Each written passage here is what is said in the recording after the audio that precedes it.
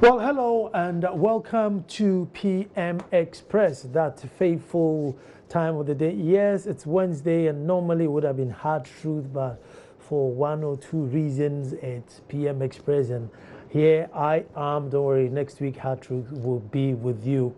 But you know, in a lifetime of every broadcaster, there must be a passion you have, something you dedicate extra time to in building whichever nation you find yourself into, so that one day they can also say, you know, he played his part towards a good cause.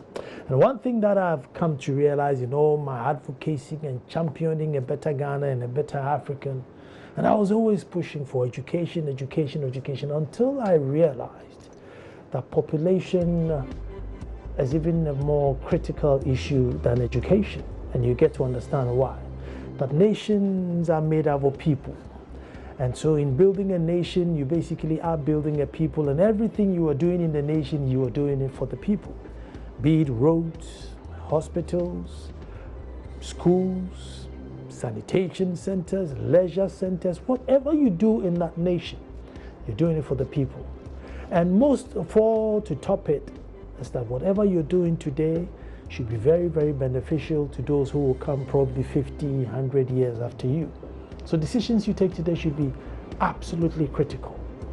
And therefore, great nations many, many years ago thought it wise that, listen, if we need to get more wealthy people, then we have to get less people coming in, because if you have more people coming in, it is very difficult to make them more wealthy. If you want to keep them healthy, you have to manage the number of people coming in, because it is extremely expensive to make everyone healthy. And so they had a calculated plan as to how it is they manage it. You balance how much fertility and how much people are dying is all calculated, and it's literally a science. But along the line with HIV and poverty and everything, we expected that our population will look after itself. We are in 2018 and we are growing by 2.5%. Absolutely, categorically, it is not manageable. You cannot manage it. You look at our GDP, what, 40 billion, out of which the oil, the golds, will make a bigger chunk of the GDP, is not ours. So whatever is left is what has to look after the 30-odd million of us. We need to control the population. Otherwise, slogans like a Ghana beyond aid or all these fancy slogans, free education, will all come to naught, because you don't have an endless pot of money that you look after everybody infinitely. Yet, it's not a discussion that's comfortable for people to talk about. From the presidency to the highest ministries, it's not talked about. It's always just brushed under. And so as a journalist, as a broadcaster, I'm dedicating a lot of my time to look at population. And then today I met a very, very renowned and learned man who knows more about population than I do. And so I begged him, and he said he would come on the show today. My name is Anan Sakwa, the 4th Chief of the Little Republic of Akromo Dumasa. When I come back, I'm talking to a very renowned professor who would educate us about the importance of managing the education as the population as compared to everything in the country. Don't go.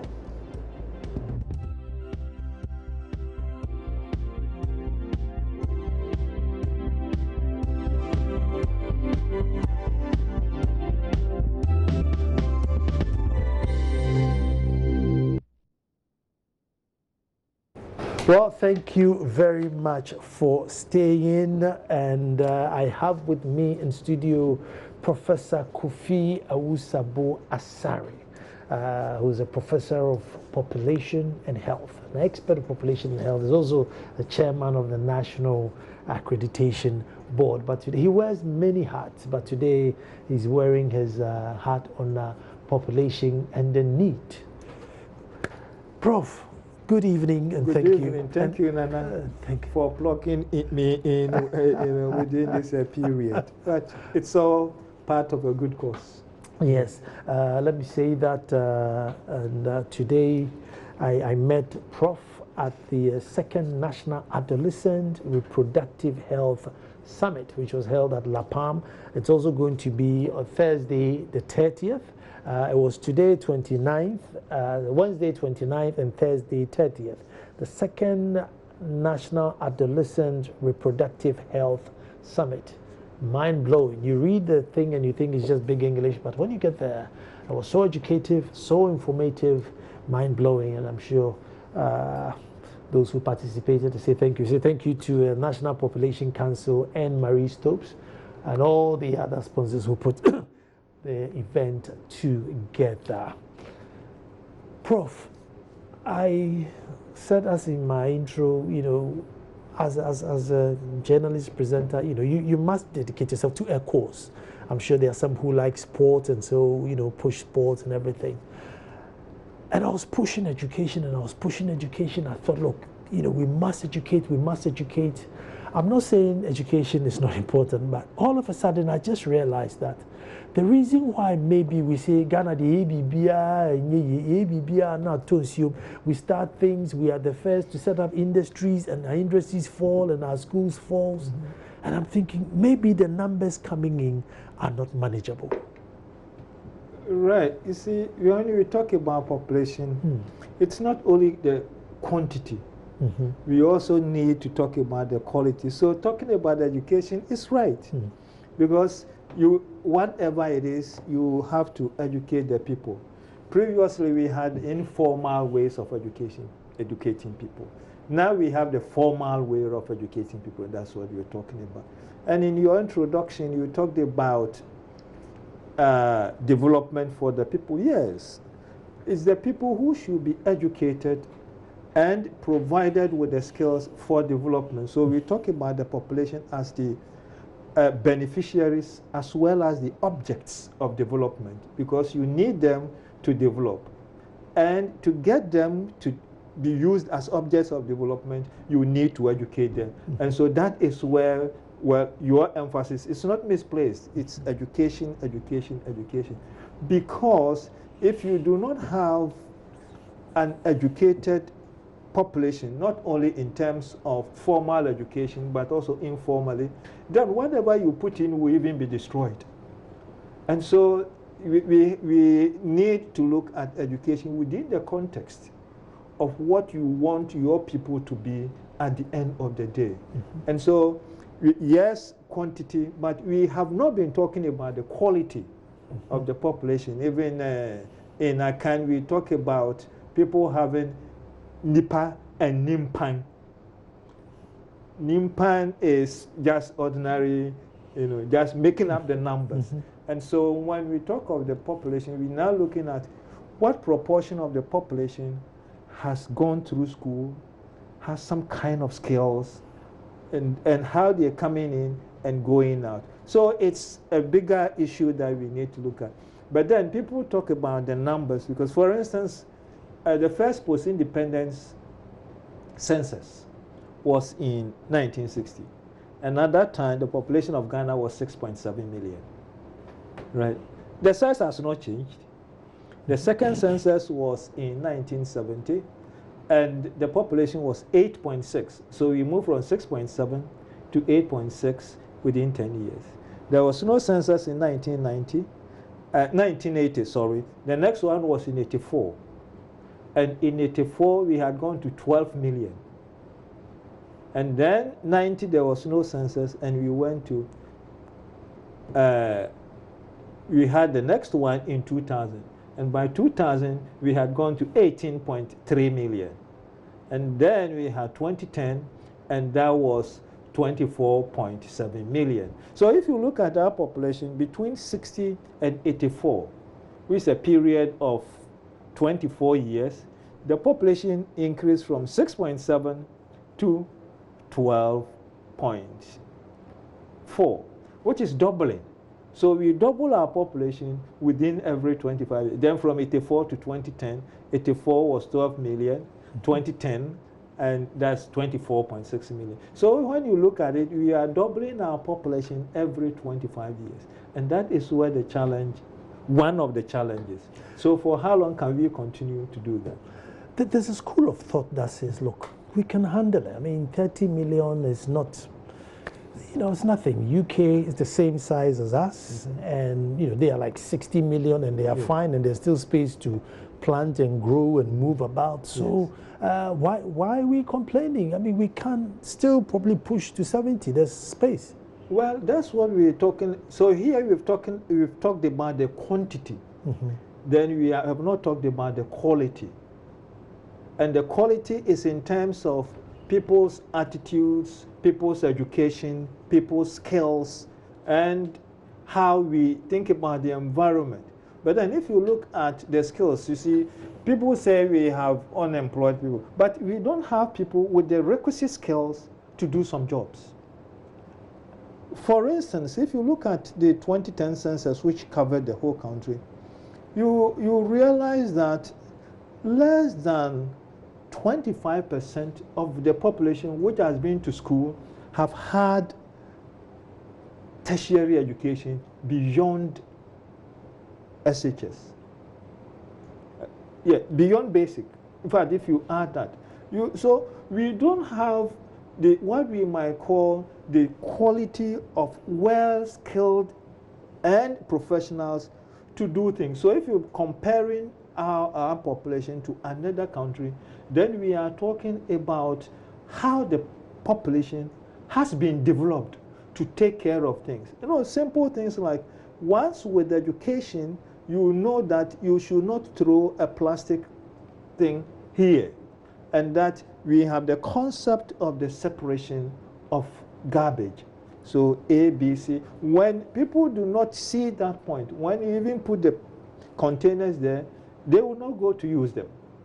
And so what is important as well is the education of the people, what we call the giving of skills and so on. So within the population, we have what we call the development of the ingenuity of the population. And one of the challenges is that we have an ingenuity gap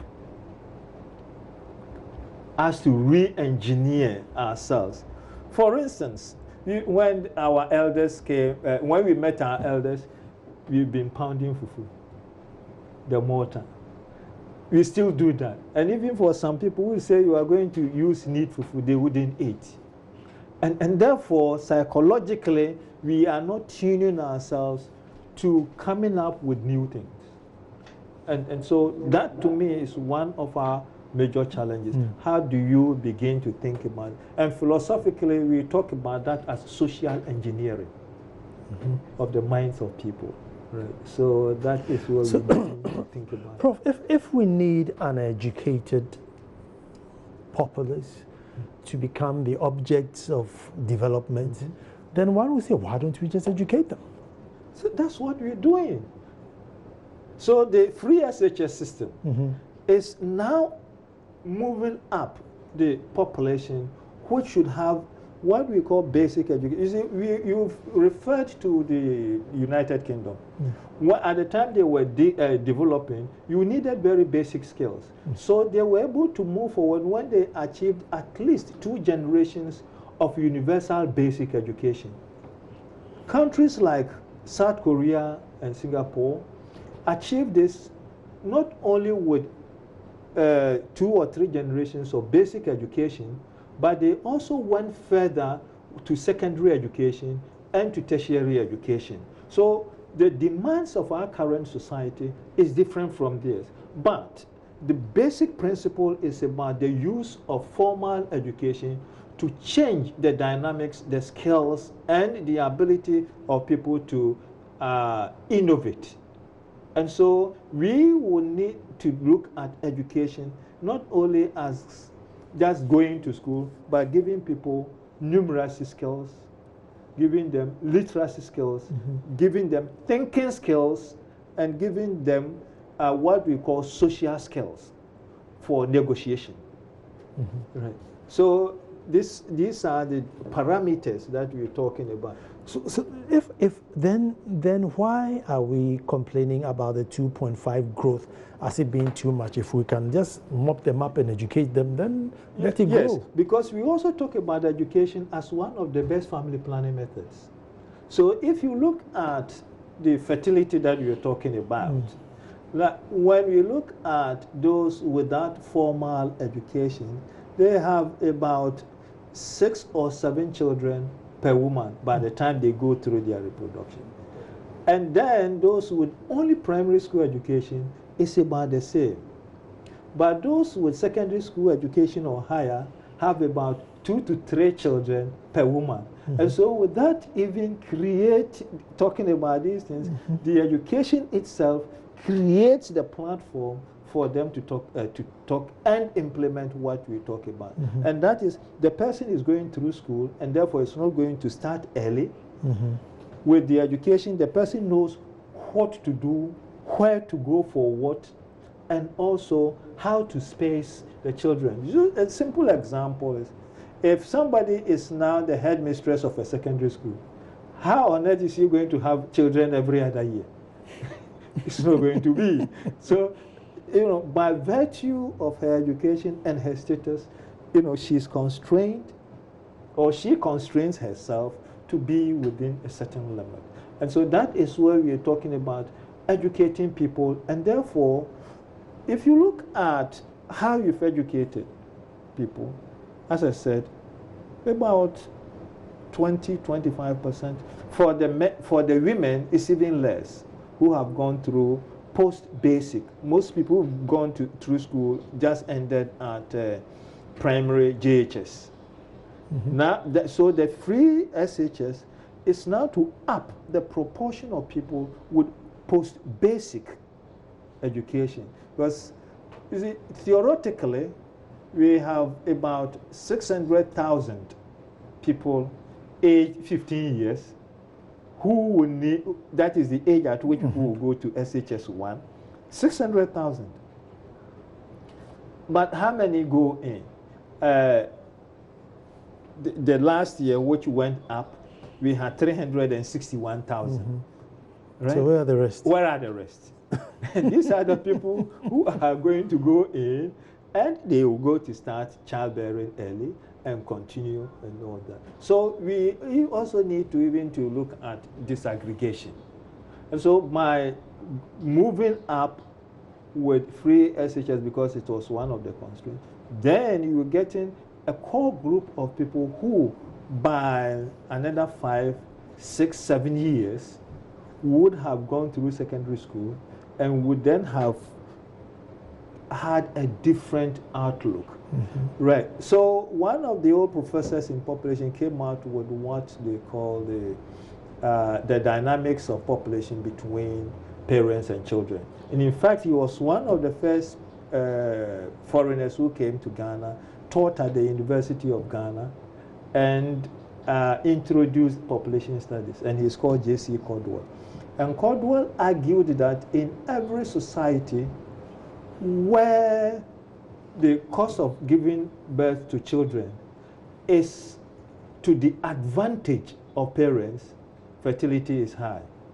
And where the cost is to the disadvantage of parents, fertility begins to decline. And what he meant was that where you just give birth to the children, they are there, they follow you to farm, they go for water. And so the cost of bringing them up is low. And therefore, the more you have this. But where you have to educate them through school, find them skills and so on, then the cost to you as a parent becomes higher than returns from the children. And according to Caldwell, that is when fertility begins to decline. And that is where we are now moving to with higher education. The second issue with education is the fact that it changes your orientation. There is what we call the hidden curriculum in education. When you went to school, secondary school, how did you learn how to use cutlery? I don't know. I'm sure before I went to school, I knew how to use cutlery. Perhaps you were that about, so you knew how to do it. But for a number of us, that was where we were introduced. But nobody will consciously teach you that you have to use cutlery. Right? So the system has a way of changing your orientation, changing the way you do things, and changing the way. That is why when you go through it, you have a certain orientation towards a whole range of issues, including the number of children you want to have, how you want to have them, and how you want to educate them. Right? And so these are part of the basic parameters that we need to think about as well when talking about the numbers. Good. I'm going to take a break and come back. And then when I come back, I want us to look at, teacher-people ratio and looking at our numbers. If 600,000 are ready to come and write the exams, even that they are not even coming, assuming they come, how many teachers, per how many students before we get that quality to produce professors like this? Don't go away. We're coming back.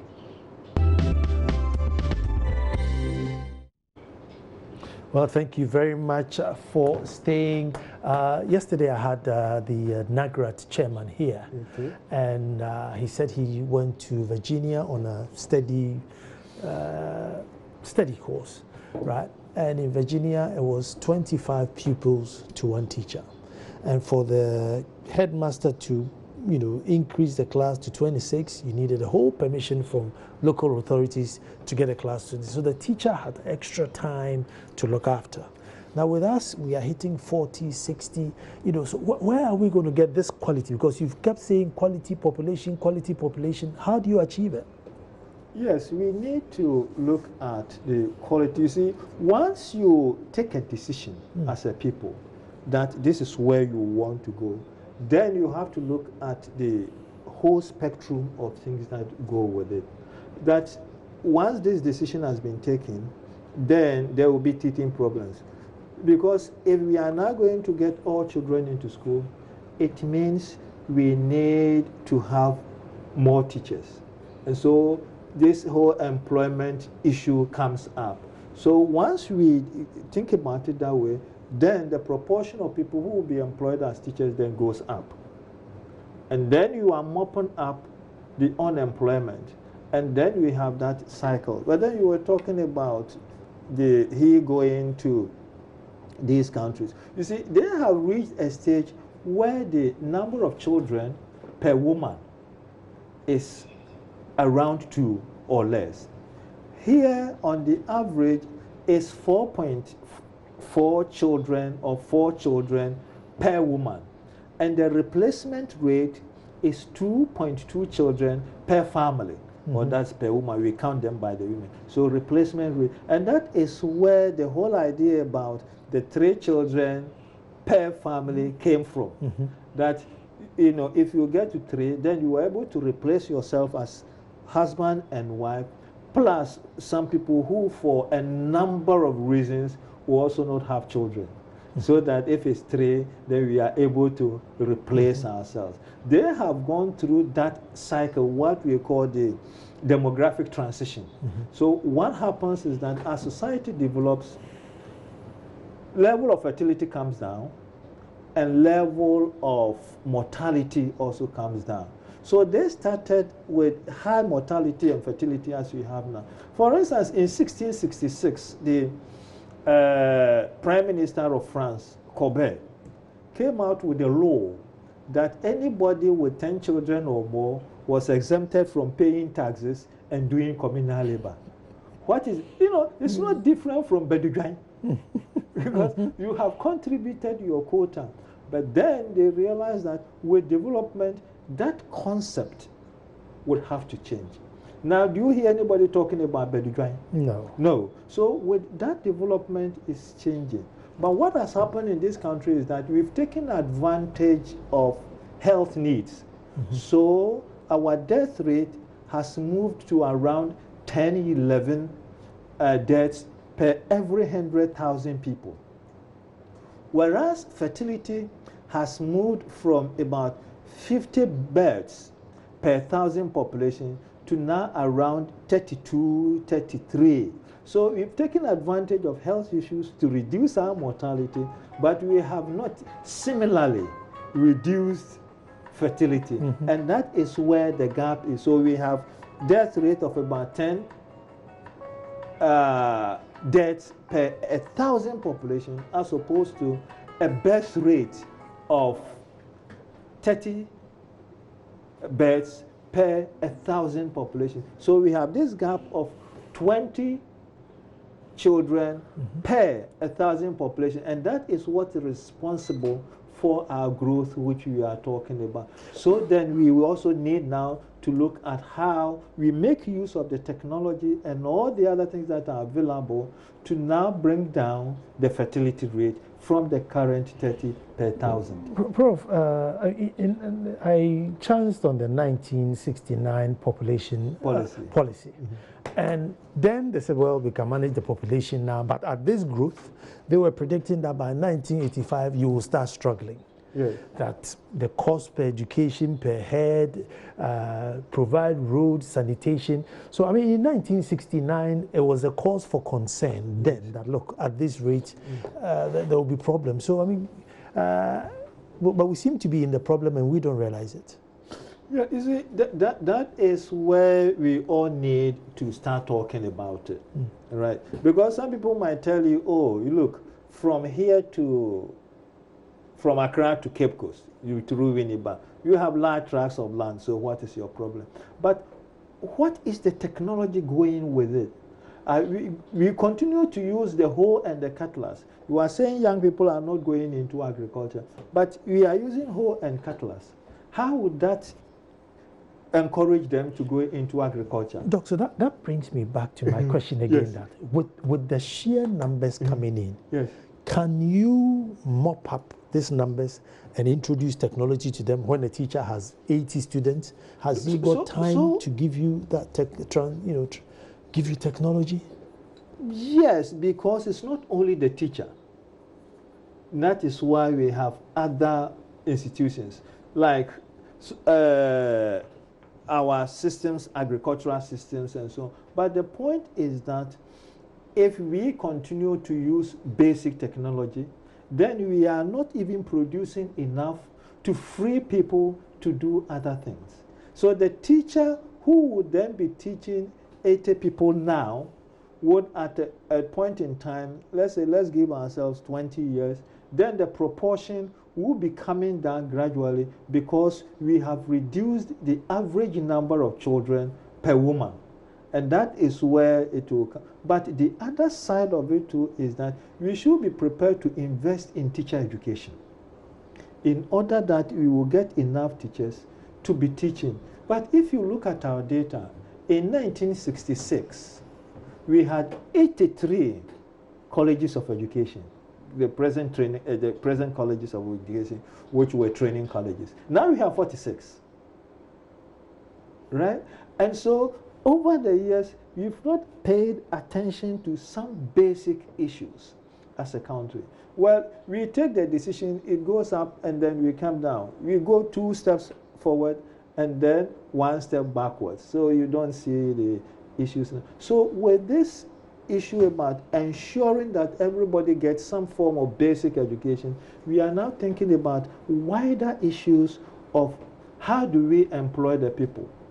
And then the other side of it with this employment, we are still thinking within the colonial mode that once you go to school, government should employ you. It's not going to work again. Prof, isn't it because at this growth rate, all you can do is compromise? I mean, Singapore in the next 50 years are going to grow by 1 million. I don't even know how they're going to manage that. But in the next 32 years, which is in 2050, the population is going to go up by 1 million. Nigeria is going up by 214 million. Ghana is doing 22 million. UK will do 9 million. China is coming down 50 million. Yeah. I mean, Prof, once you're going up, you can't add quality. You just have to compromise because I mean, physically it's not there, so we have to compromise. Yeah, we may have, but then you see, you are using Singapore, and it's a classic example. In 1966, Lee Kuan Yew, the Prime Minister of Singapore, visited Ghana. And he has documented this in his book, From Third World to First World in One Generation. And one of his saddest moments was that when he came to Ghana to come and discuss this, Krobodise took him to a disco.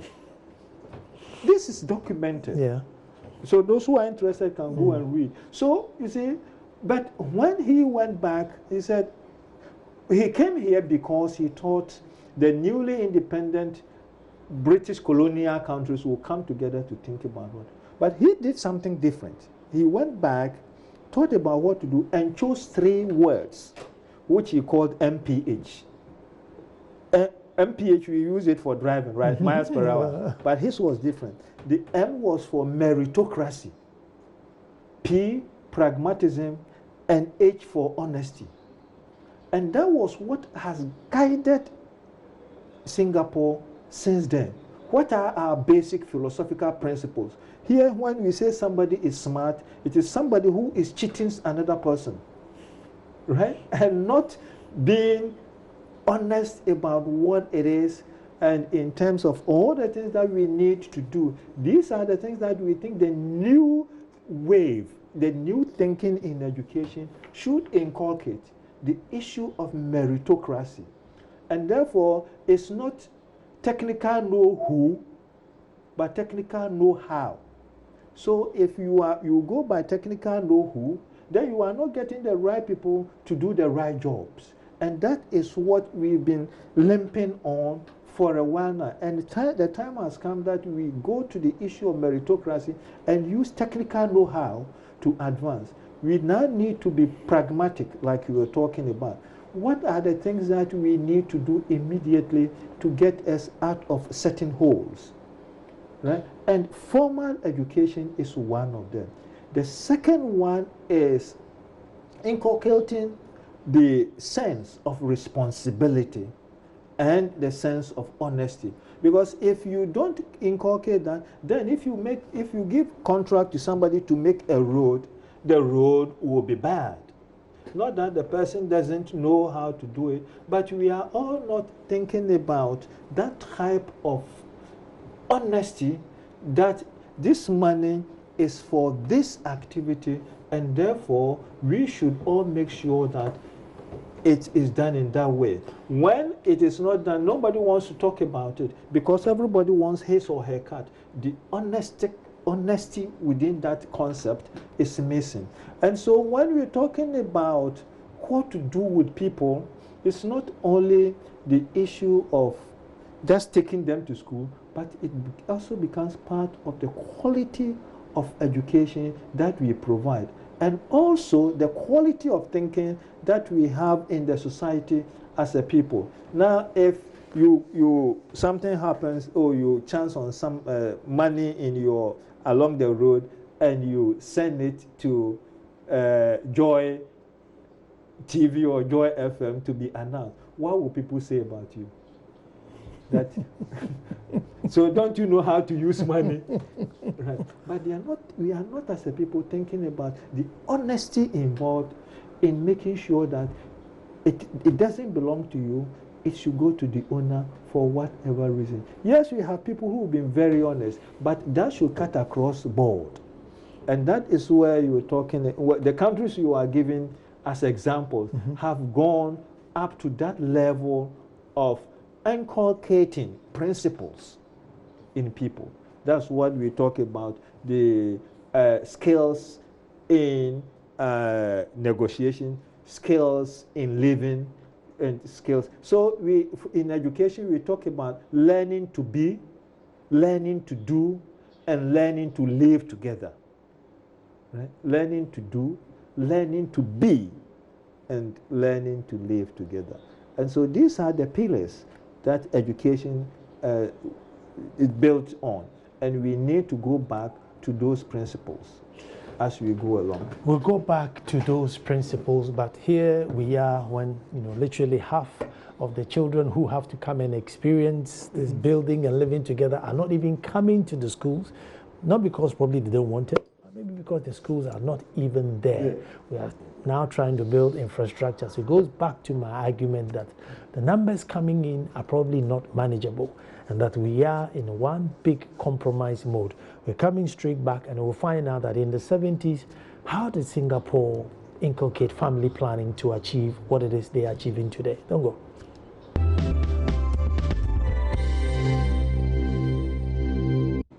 Well, it's been very exciting. I mean, the breaks just happened, but in studio, the show has constantly been going on, and I'm just wondering, and I'm saying that our being, why it is that we are here today, we are the first at everything and seem to be last at everything is because of the numbers.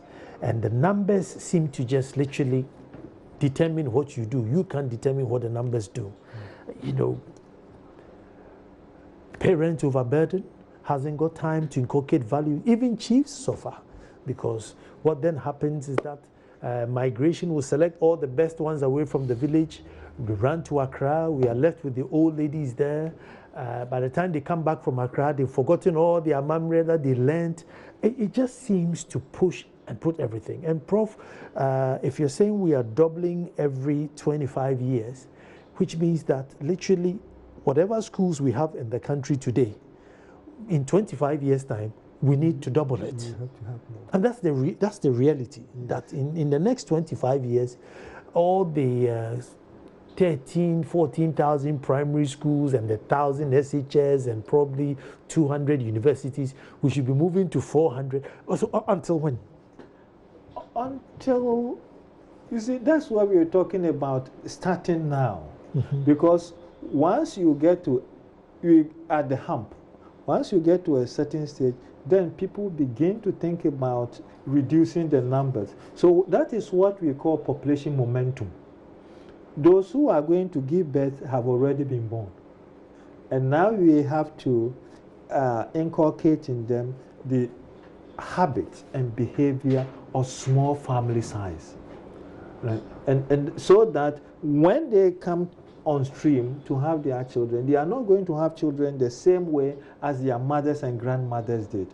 Then that after one generation, it begins to reduce. So that is why we are now talking about education now, because these are people. So how much important is it for us to start pushing family planning? You see, we've talked about it for years, only that we've not been consistent. Right? People look at family planning as being coercive, but no, the whole thing is that with the definition of reproductive health, it's the number of children that you are capable and able to handle and manage. And people will say that, oh, I can manage 10. If you have 10, are you going to build your own schools? Are you going to employ your own teachers? Are you going to build your own roads? And so on. So we need people to understand that the issue is not only about you, but about the collective. And that is where we talk about when we meet people and all these things. So what you're talking about, how you quoted the 1969 population policy. As far back as 69, we had realized that we needed to do that. But it went down. We didn't pursue it as much as we. Then we had the 1994 population policy, which, we also started implementing some of them, but not as much as some of us would have wished. For instance, the health insurance policy is in the 1994 population policy under the section of poverty alleviation, right? And so if we were to be consistently, right, looking at it, and the idea was to have a healthy population. And once you have a healthy population where the children will survive, then there is no need to have more. I think it had a reverse effect where people, just come and give birth for free. Yes, because people will not, you see, the idea, I met an old chief somewhere in the Central Range. He was saying that this whole thing that we are talking about is just like the spider making webs.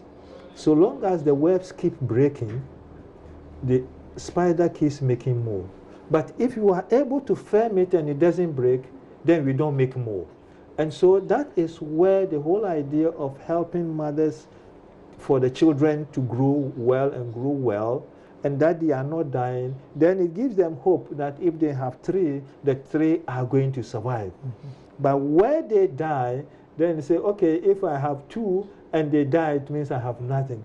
And so that is where the idea of having a bigger picture then becomes important. So that's the health dimension.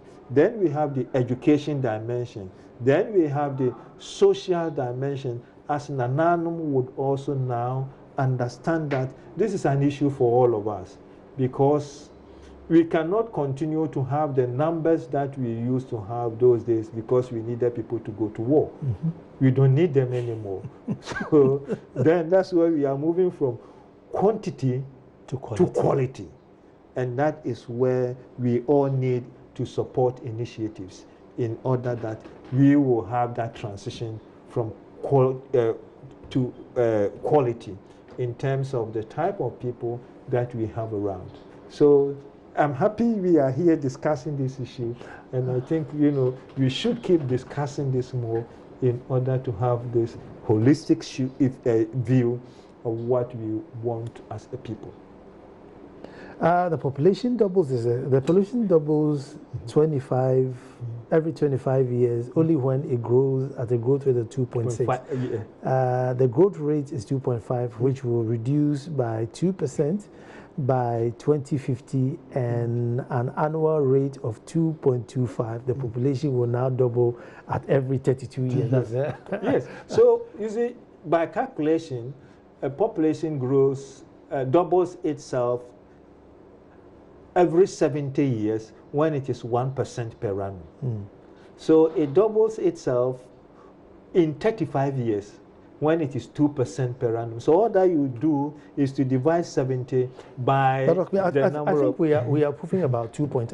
Yes. This 2.5 is on paper. It's very, very conservative. You see, even that is conservative, but then we've depended on the censuses. So we don't have what we call the intrinsic rate of growth, where we do registration of births and deaths.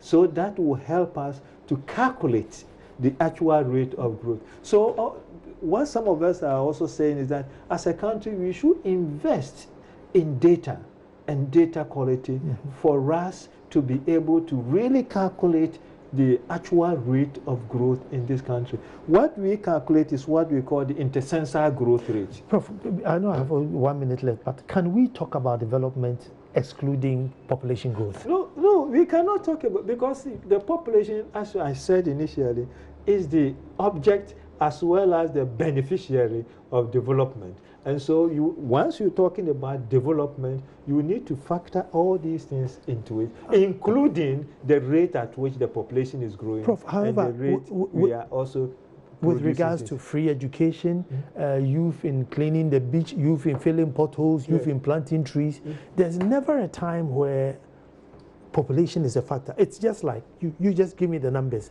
I'll create the jobs in the school. Right, so that is where we are here now, talking about that complementary dimension of population, the quantity and the quality. We are hoping that once we improve the quality through education and employment and so on, we will also get to the stage where people will think about family planning. They will think about how they should even go about their children, the number of children they want to have, and so on, and how they will educate them and how they will clothe them. And so that is where we are. Thank you so much, Professor Kofi Awusabu Asare, who's a professor of population and health. As you can know, he knows his figures, his dates, and his numbers, and well educated. And we are very grateful for your time this evening. And for you at home watching, I will say we'll be back to do this all over again. This is your new ambassador of population here in Anansakwa.